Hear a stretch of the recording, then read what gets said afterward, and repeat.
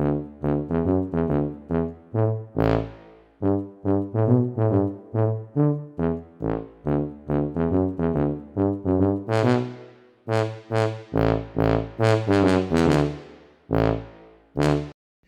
and welcome back to the Cartoonist Studio.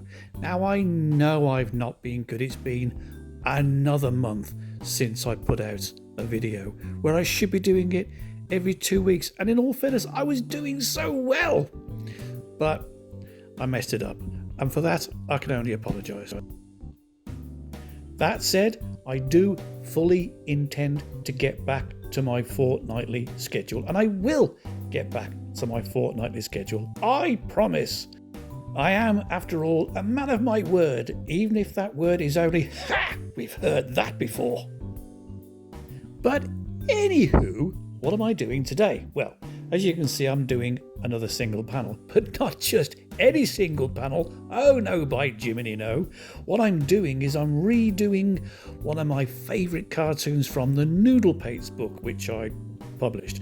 I used to run a cartoon thrice weekly on Facebook, Instagram, Twitter, when it was still Twitter. And they were just single panel cartoons. They had a few regular characters, two of which actually ran on to be their own cartoon strip, Adam and Eve. And they were a general gag a day, or gag every other day in this case. And I thoroughly enjoyed doing them. I put them into a book collection. There were a load more, but my computer decided to say, that's it, I've had enough, I'm going to end it all. And it blew up, and it took with it all the cartoons, all the other Noodlepates, lots of other stuff. So I lost that, and I still sometimes cry. It was a sad day. There were a lot of good stuff there, I think. So I thought, I'll do this cartoon again. I want to do it again because I'm going to put a whole load of them together and send them out to the American syndicates in my never-ending attempt to become a multi-millionaire. And after all, who doesn't want to be a millionaire? But enough of that. Whilst I was perusing, shall we say, the book collection of the Noodlepate cartoons, the one for which there's a link for, a universal link along with all the other stuff that I do down below, I reread the introduction. And in the introduction, it was a story about when I first approached a newspaper at an extremely tender age of about 9, I think I was. I forget exactly how old I was. I was very young. And the discussion I had with my father. Now, my father was a very enthusiastic DIYer. He was enthusiastic, we weren't. We were just the victims of his enthusiasm, because he could make stuff that wasn't supposed to explode go bang. He could make stuff disappear out of the bedroom window without actually touching it. He had an incredible ability just to mess everything up, which is rather strange because when he moved out to the countryside, he virtually built a house, and he did it beautifully. But when we were kids, I don't know whether we were test pilots for his failures. I don't know.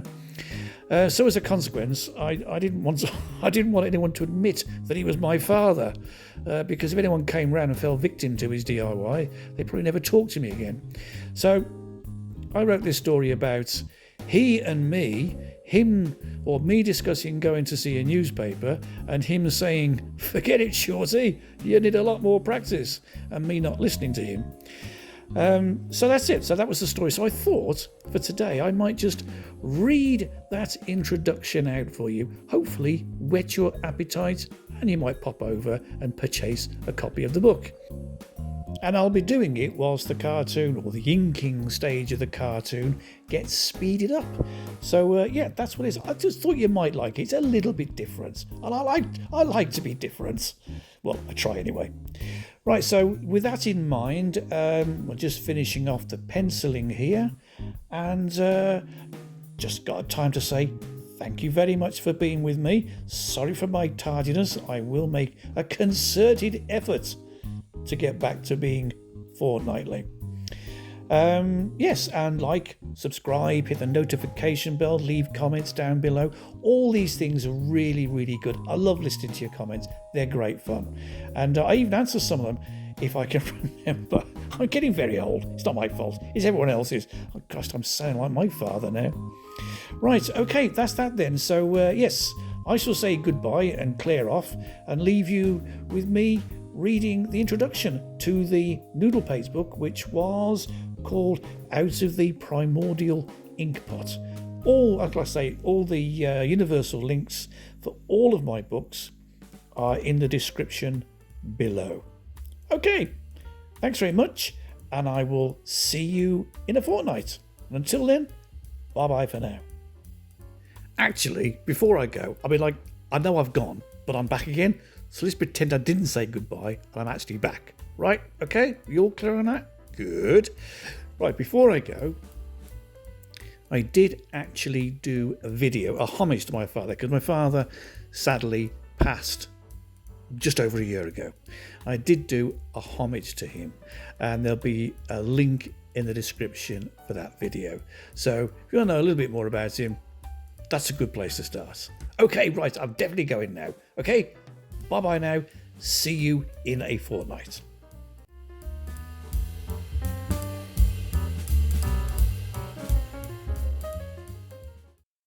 I published my first cartoon at the age of 9.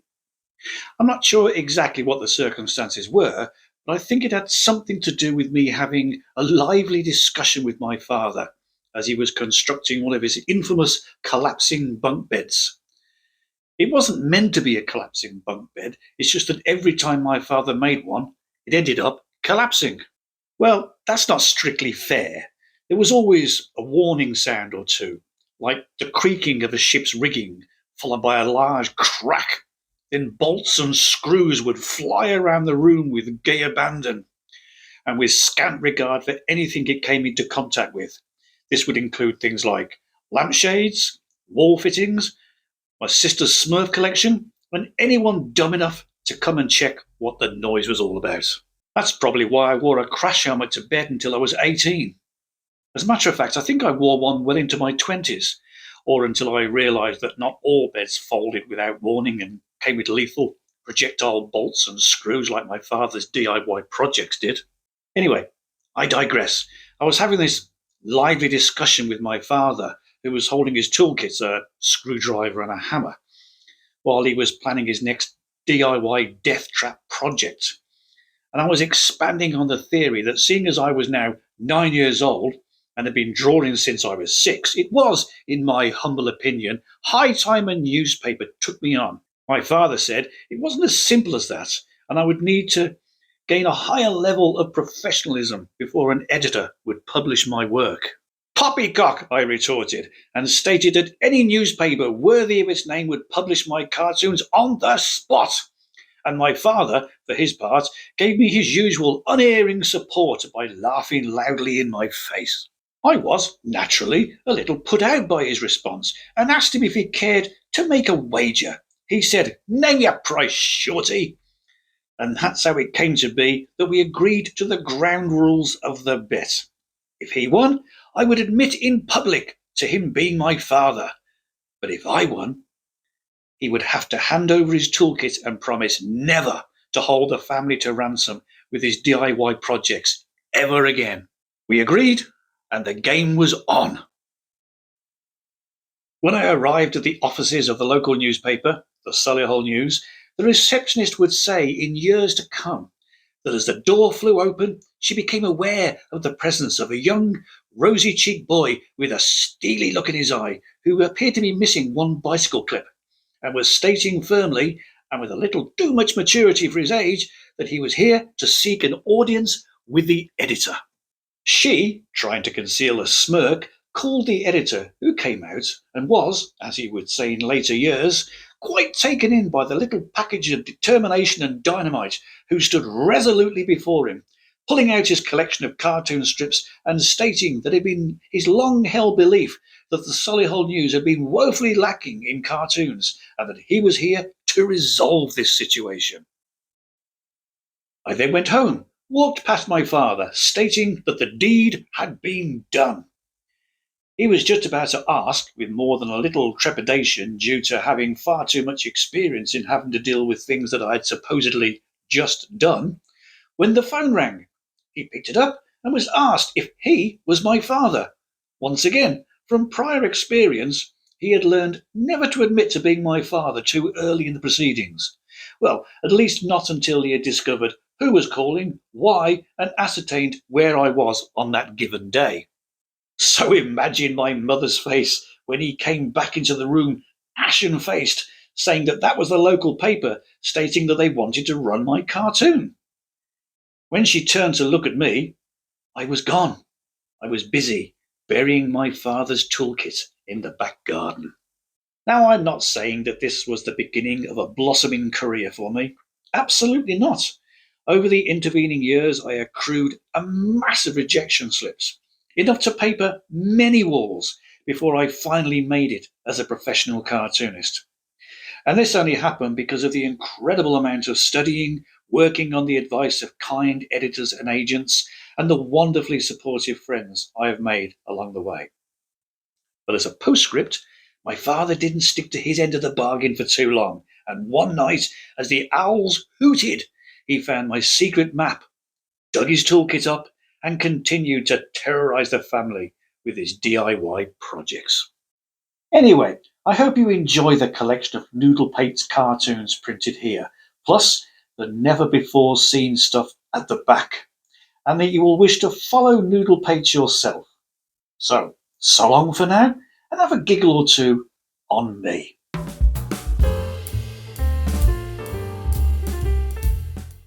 Well, there you go. That was the introduction from my book. Hope you enjoyed it and you enjoyed the little story. I know at the very end there I said I hope you support the Noodlepates cartoons. There isn't one, obviously. That was just in the book. I read the whole introduction. I did think about dropping it, but I thought, no, I said I'd read the introduction, and so I read it.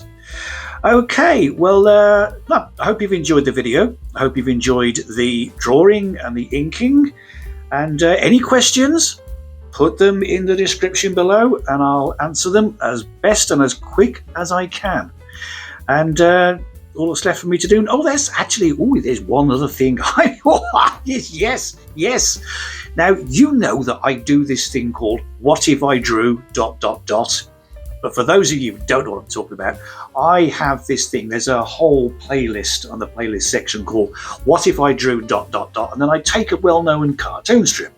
And I think up until now I've done Andy Calvin, Hobbs, Hagar the Horrible, Asterix the Gaul.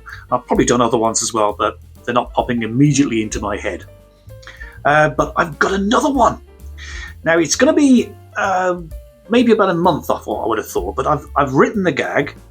And I'm quite happy about it. And it's one that I never thought I'd be able to do because of the speciality of the humour. But what I'm going to do is, and wait for it, in about a month or two's time, it's What If I Drew ...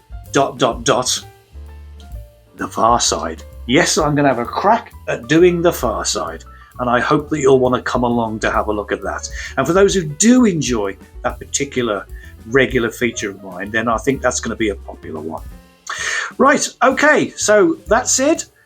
Have a great fortnight once again, and I shall see you on the next one. Until then, thanks very much, and bye-bye for now.